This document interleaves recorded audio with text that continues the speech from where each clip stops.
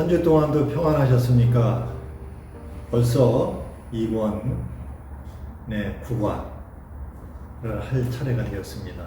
오늘은 사탄을 이기는 법 내용을 살펴보겠습니다. 믿는 우리는 하나님의 자녀입니다. 앞으로 우리는 하나님의 자녀이기 때문에 맞서 싸워야 할 세 가지 종류의 적들, 사탄과 옛사람, 주변 세상에 대해 알아갈 것입니다. 본과에서는 이 중 사탄, 즉 마귀에 대해 알아보겠습니다. 사탄은 마귀라고도 합니다. 하나님은 만물의 창조주시며 모든 선한 것들의 근원이십니다. 사탄은 하나님과 원수가 되었습니다. 그러므로 사탄은 악의 근원임을 알 수 있습니다. 주님은 마귀에 대해 요한복음 8장 44절에서 두 가지 사실을 가르쳐주고 있습니다. 저는 처음부터 살인한 자요 진리가 그 속에 없으므로 진리에 서지 못하고, 이 말씀에 의하면 마귀는 살인자이며 거짓말쟁이입니다. 주님은 마귀는 가끔 우리 육신의 생명을 빼앗아 가려고도 하지만 우리의 새 생명을 빼앗아 가는데 더 큰 관심을 가지고 있습니다. 에덴 동산에서 그는 아담과 하와를 유혹하며 그들의 영적 생명, 즉 하나님과의 친밀한 관계를 빼앗아 갔습니다. 다시 말해 마귀는 세상이 시작된 처음부터 살인자였습니다.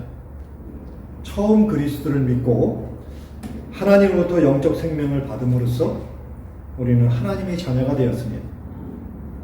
이제 우리는 하나님께 기도를 통해 말할 수 있으며 하나님께서도 성경을 통해 우리에게 말씀하십니다.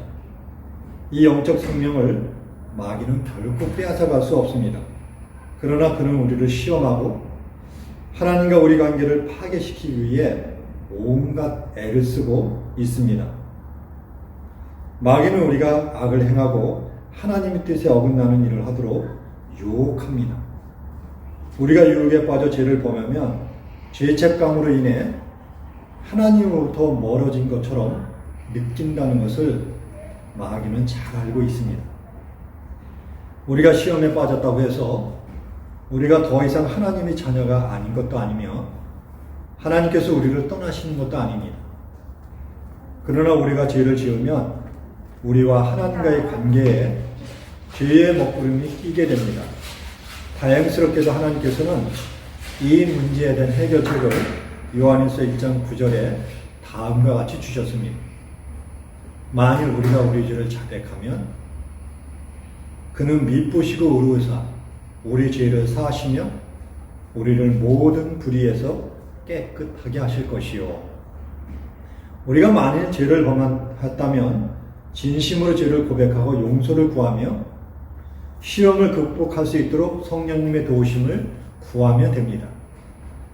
우리가 죄를 지었더라도 이를 깨닫는 순간 주님께 고백하고 용서를 구하면 하나님과의 관계는 다시 회복됩니다. 물론 처음부터 죄를 짓지 않는 것이 가장 좋습니다. 죄의 유혹에 빠지지 않기 위해 다음과 같은 말씀을 외우는 것이 도움이 됩니다. 그런즉 너희는 하나님께 복종할지어다. 마귀를 대적하라. 그래야면 너희를 피하리라. 이 구절에 의하면 마귀가 우리를 유혹할 때 마귀를 대적하라는 것입니다. 그러면 마귀는 우리를 피할 것입니다. 앞에서 보았듯이 우리는 마귀가 살인자임을 알았습니다. 뿐만 아니라 예수님께서는 마귀를 거짓말장이라고 하십니다. 왜냐하면 마귀는 늘 우리를 속이는 자이기 때문입니다. 우리가 시험에 들면 우리 마음속에 수없이 많은 생각들이 일어납니다. 마귀가 우리에게 속삭이는 거짓말, 속임수들을 살펴보면 한 번쯤 야 어때? 아무도 보는 사람이 없는데 뭘? 오늘은 할 수 없고 내일부터 잘해야지. 참 그럴싸하게 우리를 속입니다. 오늘날 마귀가 많은 사람들을 미혹하는 것 중 하나는 다양한 형태로 나타나는 미신입니다. 하나님은 미신을 어떻게 여기시는지 구약성경 신명기 18장 10절에서 11절을 읽어보겠습니다.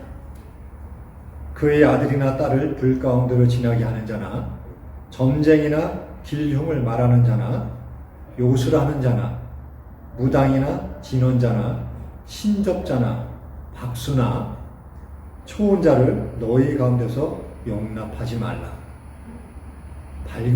방금 읽은 성경 구절을 보면 하나님은 심령술, 사주팔자, 점치는 것, 부적 등을 포함한 모든 형태의 미신을 악한 것으로 꾸짖으십니다.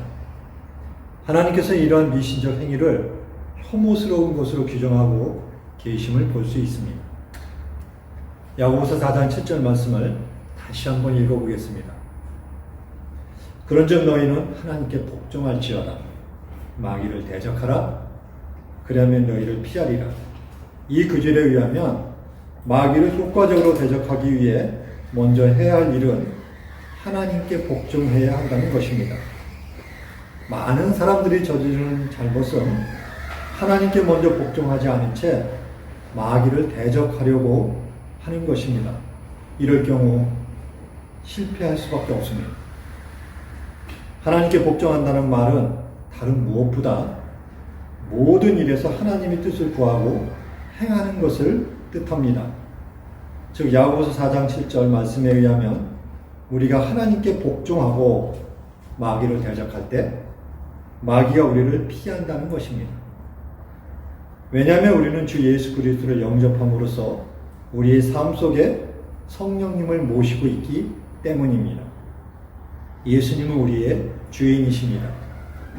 이 예수님에 대해 신약성경 요한일서 4장 4절은 너희 안에 계신 이가 세상에 있는 자보다 크심이라고 말합니다. 여기서 우리 안에 계신 이는 예수님을 가리키고 세상에 있는 자는 사탄을 가리키고 있습니다. 예수님과 사탄 누구의 능력이 더 클까요? 당연히 예수님이십니다. 바울은 골로새서 2장 15절에서 통치자들과 권세들은 무력화하여 드러내어 구경거리로 삼으시고 예수님께서 십자가를 이기셨느니라고 말했습니다. 예수 그리스도는 이미 사탄을 이기고 승리하셨습니다. 예수님께서 십자가에서 죽으시고 사흘 만에 부활하셨을 때 사탄은 멸망하였습니다. 우리는 하나님의 자녀이며 예수님께서 성령을 통해 우리 안에 거하심으로 이제는 우리가 사탄보다 더 큰 능력을 갖고 있는 것입니다. 하지만 오직 우리 스스로 사탄보다 더 강하다고 생각해서는 안 됩니다. 믿는 자가 사탄보다 강한 이유는 그리스도를 영접한 사람의 안에는 성령님이 계시기 때문입니다. 이와 같은 이유로 우리가 사탄을 대적하면 그는 우리를 피할 수밖에 없다는 사실을 확신할 수 있습니다. 여기서 중요한 것은 먼저 하나님께 복종해야 한다는 것입니다. 그렇게 할 때 우리는 사탄을 대적할 수 있으며 또 사탄도 우리를 피할 것입니다. 우리가 예수님께 감사해야 하는 것은 그분께서 사탄을 이기셨기 때문입니다. 그리스도께서 복종하고 사탄을 대적한다면 사탄은 우리를 피할 것이라는 사실을 꼭 기억하고 하나님의 자녀로서 승리하는 삶을 누리는 저와 여러분이 될 수 있기를 축원합니다. 감사합니다.